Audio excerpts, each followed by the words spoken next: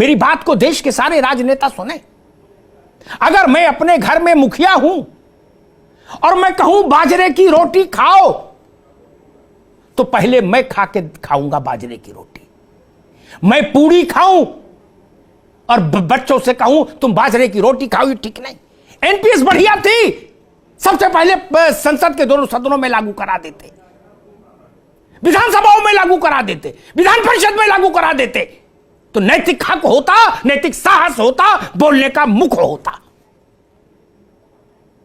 हम रसमलाई खाएं, दूसरे से कहें बेटा गिलोय गिलोय खाओ, उबाल के गिलो पियो, हीमोग्लोबिन बढ़ेगा और इम्यूनिटी ताकत मजबूत होगी, मैं रसमलाई खाऊंगा, ये नहीं चलेगा।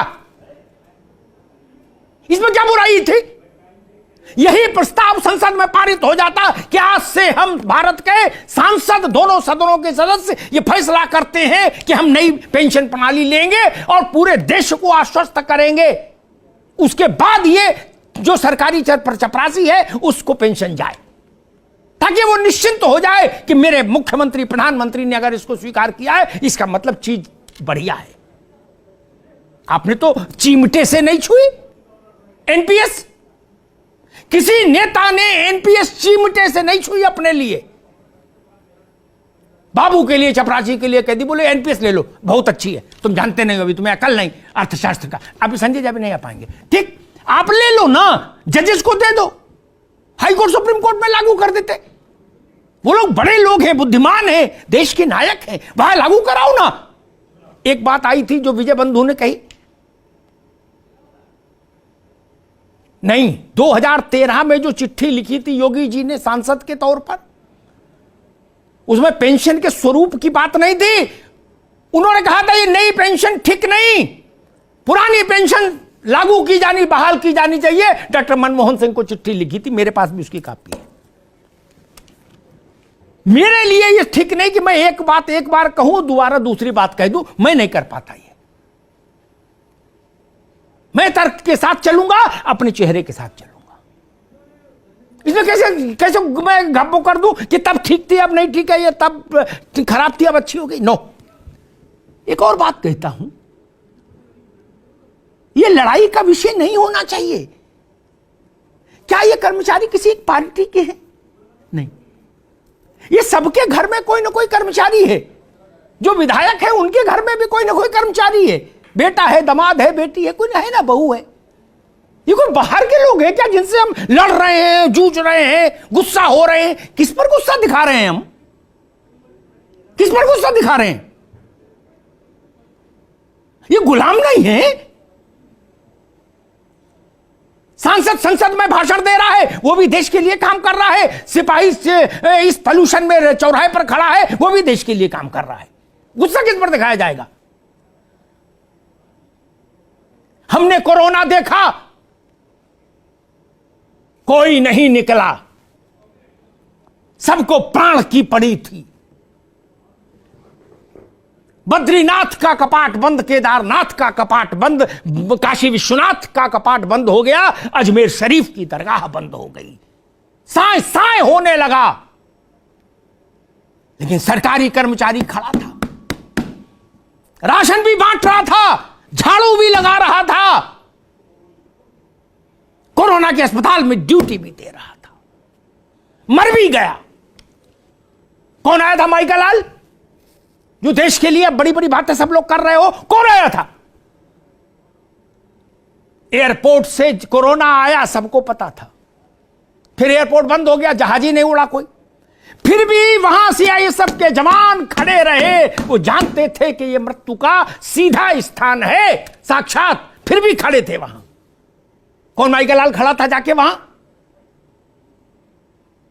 कौन खड़ा था? एक भी आदमी नहीं गया डर के मारे। मेरे सारे डॉक्टर मित्र हैं, संजय भाई भी जानते इस बात को, लेकिन फिर भी मैं कहूंगा, निजी चिकित्सक ताला बंद करके अंतर ध्यान हो गए, टेलीफोन भी बंद कर लिया, सिम निकाल के फेंक दिया। झूठ कह रहा हूं क्या? सरकारी डॉक्टर था, 15-15 दिन की ड्यूटी करते थे, फिर कोरोना हो जाता था, फिर क्वारंटीन रहते थे, फिर आके ठीक होके फिर लग जाते थे। हमने देखा मित्र, हम कैसे भूल जाएं उनको? कैसे भूल जाएं उनको? इस देश को बीसीजी का टीका लगा, किसने लगाया? किसने लगाया?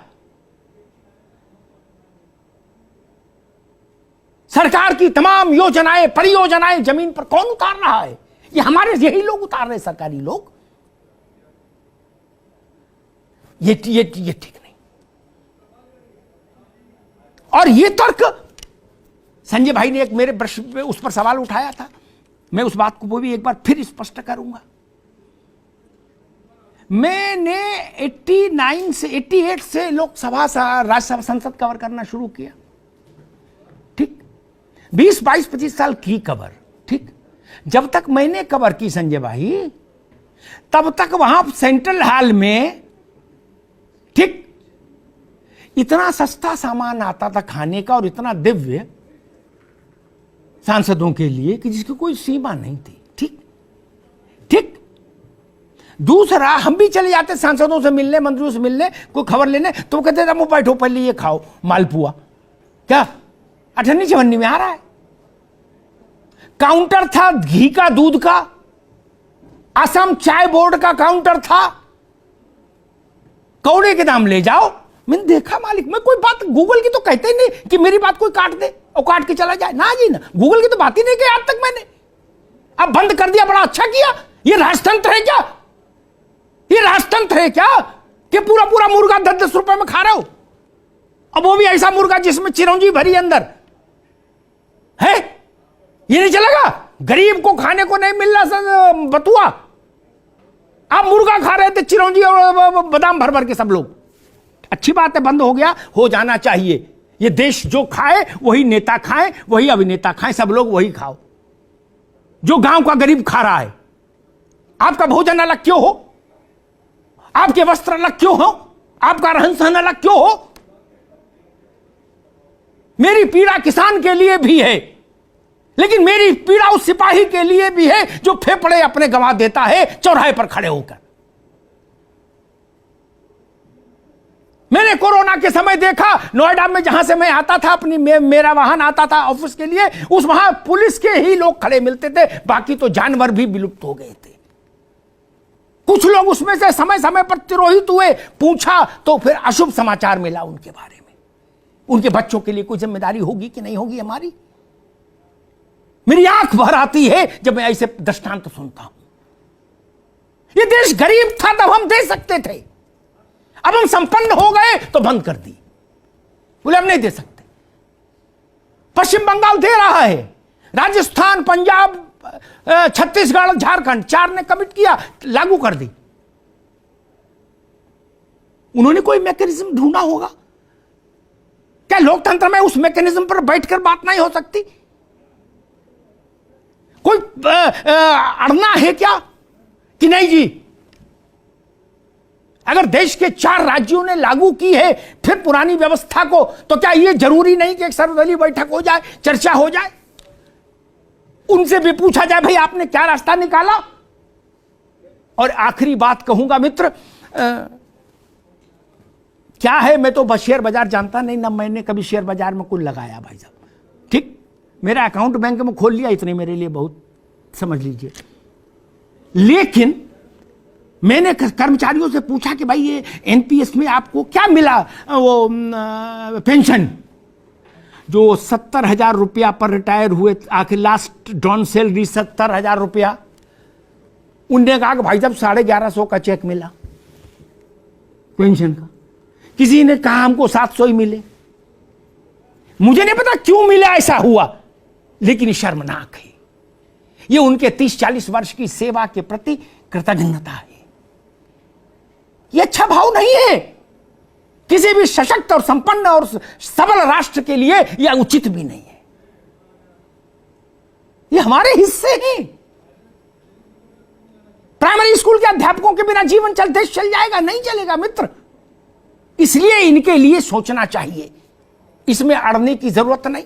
कई बार फैसले देश ने बदले, और फैसले तो छोड़िए, मैं तो कहता हूं देश ने कितनी बार, 100 से ज्यादा बार संविधान में संशोधन किया है। 103वां संशोधन तो कल ही सुप्रीम कोर्ट में अपील्ड हुआ है। जब हमने संविधान में इतने इतने बदलाव कर दिए तो ये स्कीम कौन सी पवित्र गाय है कि इसमें परिवर्तन नहीं हो सकता? ये होली बुक है क्या? नहीं ना, कि इसमें किंतु परंतु नहीं बदला जा सकता। हटाइए अगर देश को नहीं पसंद। और आखिरी बात, दुल्हन वही जो पिया मन भाई। ठीक, एक सिनेमा आया था संजय भाई, पेंशन वही जो कर्मचारी के मन भाई। जब देश में एक भी कर्मचारी उसके पक्ष में नहीं खड़ा तो जबरन काय को अपन डाले दे रहे हैं? कोई ये दवा है क्या कि ना बोले खाओ, तुम्हें मेरी कसम खाओ। वो कह रहा है ये दवा मुझे सूट नहीं करती, एलर्जी हो जाएगी, बोले ना खानी पड़ेगी। अरे क्यों भाई? ये पेंशन किसके लिए? कर्मचारी के लिए ना। कर्मचारी की राय ली जाएगी कि नहीं ली जाएगी? सांसद अपनी तनख्वाह खुद बढ़ाते हैं कि नहीं? विधायक अपनी तनख्वाह खुद बढ़ाते हैं कि नहीं? अपने भत्ते खुद बढ़ाते हैं कि नहीं? कार खरीदने के लिए पैसा खुद सैंक्शन कर लेते हैं अपने लिए कि नहीं? जब सब काम खुद कर लेते हो अपना, तो सिपाही से नहीं पूछोगे? अरे इनसे भी पूछ लो, ये लाखों लोग किस लिए? और सबसे ऊपर मेरी पीड़ा जाती है बॉर्डर सिक्योरिटी फोर्स के लोग, जो पैरामिलिट्री फोर्स के जो लोग हैं, उनके लिए मेरा हृदय बहुत भर जाता है। वो किन परिस्थितियों में मां भारती के लिए जीवन दांव पर लगाकर संघर्ष करते हैं। ये देश कृतज्ञ होना चाहिए, सरकारों को कृतज्ञ होना चाहिए, सिंहासन को कृतज्ञ होना चाहिए उनके लिए। जो शहीद हो गए उनके लिए भी माथा झुकना चाहिए, और जो जिंदा है सेवा कर रहे हैं उनके लिए भी माथा झुकना चाहिए देश का। वो हैं तो हम हैं मित्र, यहां पर अड़िए नहीं। बड़ा मन रखिए, हम तो ट्रिलियन की बिलियन ट्रिलियन किस किस की आबादी में जा रहे हैं, अर्थव्यवस्था में जा रहे हैं। अरे हम तो तब भी ये मान रखते थे जब अनाज भी अमेरिका से आता था, संजय भाई को याद होगा, लाल अनाज। देश में अनाज भी नहीं था, गेहूं भी नहीं था, तब भी हम अपने इन लोगों को पेंशन देते थे। आज इतने छोटे हो गए क्या हम? नहीं, ये भारत की शान के खिलाफ है, ये भारत के लोक कल्याणकारी राज्य की अवधारणा के भी विरुद्ध है। इस पर सोचा जाना चाहिए, एक सर्वदलीय बैठक बुलाई जानी चाहिए, अर्थशास्त्र के दोनों पहलुओं की चर्चा होनी चाहिए। उन मुख्यमंत्रियों को भी बुलाइए जिन्होंने रिवर्ट किया है, ओपीएस में गए हैं, ताकि एक ब्रॉडर कंसेंसस देश में दोबारा बने। जरूरी नहीं कि एक बार जो फैसला हो गया वो लक्ष्मण रेखा है या ब्रह्मा की लकीर है।